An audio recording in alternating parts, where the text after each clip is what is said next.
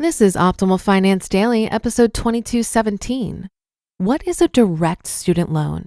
Here are important pros and cons by Robert Farrington of thecollegeinvestor.com. And I'm your host and personal finance enthusiast, Diana Merriam. Let's get right to today's post and start optimizing your life. What is a direct student loan? Here are important pros and cons by Robert Farrington of thecollegeinvestor.com. A direct student loan is another name for a federally issued student loan in the United States. If you borrowed money from the U.S. Department of Education, you likely took out a direct loan. Since 2010, all federal loans have been direct student loans. Prior to this, most loans would have been FFEL loans. What is a direct student loan? Direct student loans are student loans issued directly by the United States Department of Education. Any federal student loans issued after July 1st, 2010 are federal direct loans. Prior to July 1st, 2010, federal loans could also have been Federal Family Education Loans or FFEL program loans. FFEL loans don't have the exact same privileges as direct student loans, but it's generally possible to consolidate FFEL loans to a direct consolidation loan. 4 types of direct student loans. There are 4 major types of direct student loans, including number 1, direct subsidized loans. Direct subsidized loans are loans where the borrower doesn't pay for interest that accrues on the loan while they're in school or during deferment periods. Number 2, direct unsubsidized loans. Unlike the interest on subsidized loans, interest on unsubsidized loans accrues during school and during deferment periods. The balance on these loans will grow during school unless you're actively paying them down. Number 3, direct plus loans. Direct plus loans are issued to grad students or the parents of dependent students. These loans may cover certain expenses that aren't covered by subsidized or unsubsidized loans. If you're a parent who took out a direct plus loan, it's important to understand your repayment and forgiveness options because the parent direct plus loans are treated differently than other direct loans. And number 4, direct consolidation loans. A direct consolidation loan combines at least 2 federal loans into a single loan with a single monthly payment. Consolidating is not the same as refinancing a loan, but it can be risky.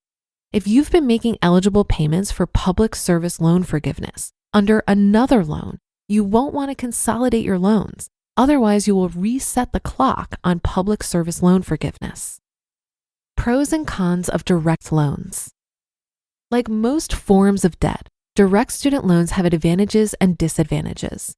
Here are some of the most important pros and cons of direct student loans. Pros. First, they're eligible for public service loan forgiveness. The largest loan forgiveness program in the United States is public service loan forgiveness. This forgives direct student loans only. People who work in nonprofit organizations or for the government qualify for total loan forgiveness after 120 months of on-time payments while working in an eligible job. And second, they come with a variety of income-driven repayment plans. One of the massive advantages of direct student loans compared to other debt is the variety of repayment options. Borrowers can opt for one of 6 repayment programs that are driven by income, and borrowers may qualify for deferment or forbearance. If you refinance to a private loan, you'll probably lose this advantage. Cons. First, interest rates may be higher than private loans. Direct student loans have modest interest rates, but they can be lower, especially for people with great credit. If you want the lowest interest rates, you may have to refinance. And second, these loans generally cannot be discharged in bankruptcy. The biggest drawback to direct student loans is that they cannot easily be discharged in bankruptcy. If you over-borrowed for your schooling, you'll need to make 20 or 25 years of payments before your loans will be forgiven.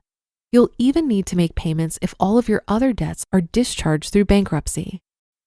3 things to consider before paying off direct student loans.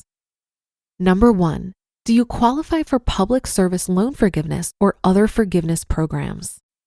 If you're a teacher, a military member, a police officer, someone who works for a nonprofit, or another public servant, you may qualify for PSLF, or another student loan forgiveness program. If you're working full-time for an eligible organization under PSLF, your loans can be forgiven after 120 payments under qualifying plans. Number 2, is an income-driven repayment plan helpful for you? Income-driven repayment plans tend to be helpful in 2 scenarios. First, if you're pursuing loan forgiveness, you'll want your payments to be as low as possible. An income-driven repayment plan makes a lot of sense in those scenarios. Second, if your current income is low, you may need lower payments. In those cases, income-driven repayment makes sense.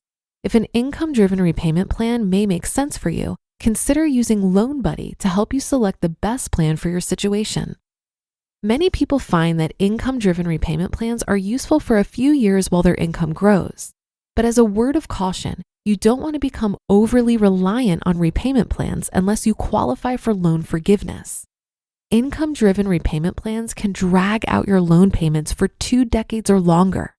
If you won't qualify for loan forgiveness, do everything in your power to attack the debt as soon as possible. And number 3, is your goal to pay off your student loans as quickly as possible. Once you become very serious about paying off your student loans quickly, you may find that federal direct loans aren't the best loans for you. If you have great credit, you may be able to refinance your student loans for 5 to 7-year repayment terms with very low interest rates. Refinancing can save you hundreds or thousands of dollars over the life of your loans. But you need to be careful with refinancing. As soon as you refinance, you lose all the protections associated with direct student loans. You just listened to the post titled, "What is a direct student loan? Here are important pros and cons," by Robert Farrington of thecollegeinvestor.com.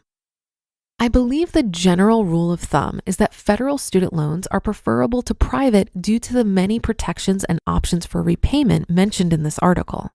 However, one of the few downsides to federal student loans is that their student loan limits can be more restrictive than private student loans.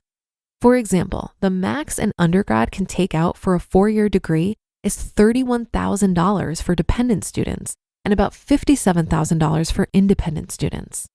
So many students may find that they need to cover the rest with private loans. Between financial aid, scholarships, grants, education tax credits, private and federal loans, there are many options when it comes to paying for your education. As you're sorting through the various options, it could be helpful to consult one of the free repayment calculators online or a resource like the Student Loan Planner so that you're fully knowledgeable about the debt and feel good about your plan for repayment. Many of us just assume we'll figure it out after graduation, but if the student debt crisis is any indication, this isn't a great strategy. That'll do it for today. Thank you for listening. Have a great rest of your day, and I'll see you on tomorrow's show where your optimal life awaits.